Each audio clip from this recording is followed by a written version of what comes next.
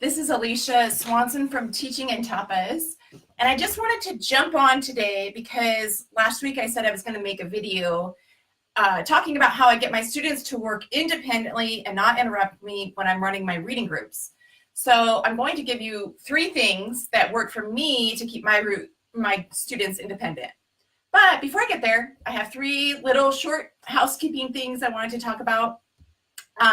First, today, in about an hour, I'm hosting my first live webinar. It's a live class that's free for teachers, any teachers who want to learn how to make their reading groups more effective. I'll share 6 essential elements of effective reading groups and talk about the do's and don'ts when it comes to reading groups. The registration link is in this post, so head over and register really quick before it's too late, because I think we're going very soon. Second thing is that today is the huge TPT sale. So everything in my store is 25% off. This is the biggest sale that I do. I put everything in my store at the maximum amount that they allow me to take off. So it's a good deal if you're interested in any of my stuff, my close reading or my reading notebooks or my reading strategy group bundles. Good deal today. The third thing I'm going to do is in this live, I'm going to give away a copy of my reading strategies group bundle. All you have to do is kind of jump in and maybe share with me what works well for you in reading strategy groups or in your guided reading groups, or tell me what doesn't work well. Anything, just talk to me. You can even just send me a quick email and I'll send it over to you. All right, so let's dig in. I have 3 things that I do to make my students able to work independently while I'm leading my reading groups. First thing, which is probably the most important thing, has to do with taking my time to really set everything up at the beginning of the year. I spend literally the first 6 weeks getting my students ready for me to be able to lead reading groups. I don't do like a 2-week thing or a 3-week thing. I actually do like a full 6 weeks before I am 100% leading reading groups that are where my students are completely independent. So the reason I spend so much time doing this is because I go through each day. I have a mini lesson that's related to those behaviors that I want to see from my students, and I have a lot of days where I'm going back and re-practicing something that seemed to have not stuck the day before or the week before. So just here, I made a list of. Oh, wait, before that, I do that, I wanted to share this quote from Jan Richardson, who's like the guru of reading groups. She says, if you get into trouble if you try to start the year without having taught children how to be independent. It's true. Use this time at the beginning of the year to get them fully independent. Don't try to do it in January if you didn't do it right. Do it now. Do it now. So here's some lessons. I kind of just jotted down some lessons really quick. I've got my notebook right here of some of the mini lessons that I teach. I teach a mini lesson on how to sit on the rug,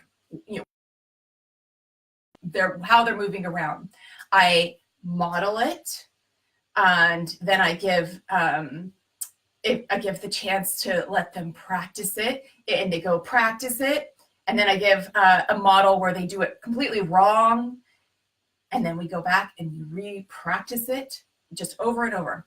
Another mini lesson on how to properly add to the discussion, how to get my attention, raising their hand or versus blurting out. We're going to model that explicitly. Another mini lesson on how to leave the group lesson immediately. When I excuse kids to leave the rug, they get up right then and they go straight to their reading area. I give a lesson on finding a good book nook, like what's a good idea of a place to sit. I give a lesson on what to do when you finish reading your book, a lesson on how to care for your book bins, a lesson on what to do if your book gets damaged. You definitely don't need to walk up to the teacher to fix it. And you definitely don't need to be wandering around the room looking for tape and supplies. We're not going to be doing a wandering game. We're going to just be reading.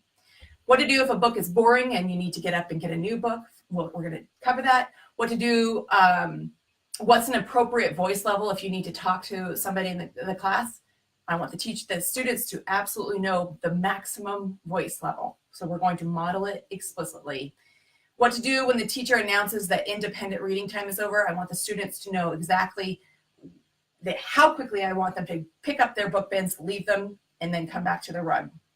And once they've kind of got that basis of those mini lessons down, where we kind of have that basic behavior, then the goal is to increase reading stamina. And there's reading stamina charts all over the internet saying what you should be expecting for your grade level. For my second grade, I could get up to 40 minutes of reading stamina where they were reading. So you're going to give kids a chance to practice that behavior and then point out when you see them do it right. You could even videotape students who are doing it right and then show that video back as a model. Now, some people are jumping in right now. If you're jumping in and you want the giveaway prize, just tell me how your reading groups are going. Are they going really well, or do you have struggles with certain areas? I will take questions. The second thing I do for keeping my students engaged during that reading time and working independently is I do have a behavior management plan. It works for me, and I know it's not going to work for everybody, but I kind of combine a blurt chart with a minute to win it game. And so the way that I do that is I allow kids up to 3 blurts per week. And a blurt can be as simple as tapping me on the shoulder when I'm running a reading group. Just tapping me on the shoulder if it's not like a true emergency. If they get more than 3 blurts that week, they just don't get to participate in the minute to win it to game.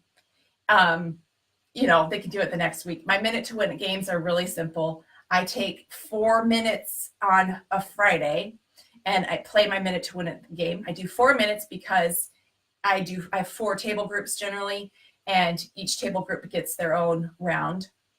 My prize for a minute to win at the game is literally just 1 Skittle. If they, complete the challenge or whatever, they get 1 Skittle, and it is amazing.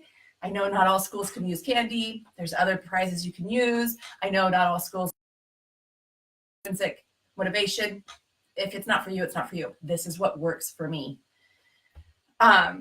Okay, so the third thing that I do when students are ready for it is I start to change things up during the independent reading time. I move away from only straight reading if I need to, and I start to insert some activities to that time so that kids have something to keep themselves occupied if I notice that there's certain kids who get off task. So I have things like reading response notebooks that they would be doing during the independent time, or filling out an exit ticket. So, during my my group lesson, I might give a prompt or a question that I want the students to ask at some point or answer at some point during independent reading. Or I do have a list of websites that I recommend students can use that are really good, high quality reading websites. And I totally do that for the students who need it.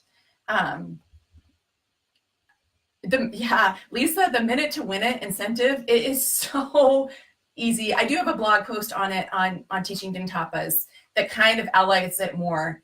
It is extremely simple. I laminate, the student numbers. I have their 3 spaces for checklists. I just kind of do a little checklist, and if they get it and if they don't, and I don't make it a huge deal, if somebody's out, because I don't want them to feel like, the world is crushing them.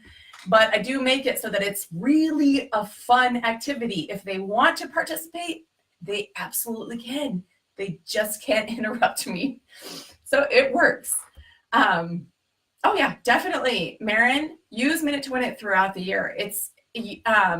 There's so many good choices or ways that you can do it. Not just for, me with my blurt chart Minute to Win It. You can do it for any class parties, like if you have a holiday class party. It is like awesome and super simple to plan. Okay, so before I get off, let me remind you to sign up for my live webinar if you haven't yet, because it's not too late. I'm starting in, 65 minutes. So get registered right now so that you can get in. Second thing is totally go check out the TPT sale that's happening today and tomorrow. Use BTS Fresh so that you get, an extra discount. This will absolutely be the lowest prices that my store is ever. I don't ever go astray from this. This is the sale for me. Third, I want to choose a giveaway. I want to see somebody who go into the chat and tell me something that is something that you do well with your reading groups, something that works really well with your reading groups. Go ahead and step into the chat. Tell me what works well for you so that other people can read what you say. What works well? What doesn't work well? A lot of people have things that I could never do. Personally, I cannot do any centers. Centers are like my nemesis. I don't understand how they work, and I don't understand how other teachers can make that like a successful thing. Does not work for me. Okay, I'm going to hop off. Let's see here. Lisa, I would like to give you my reading strategy group bundle. Have it. If you already have it, that's fine. We can work out something else for my store that you don't have. But Lisa, I'm going to contact you right when I hop off. See you guys in 63 minutes at my webinar. You just have to make sure that you register to get the link to get in. Bye.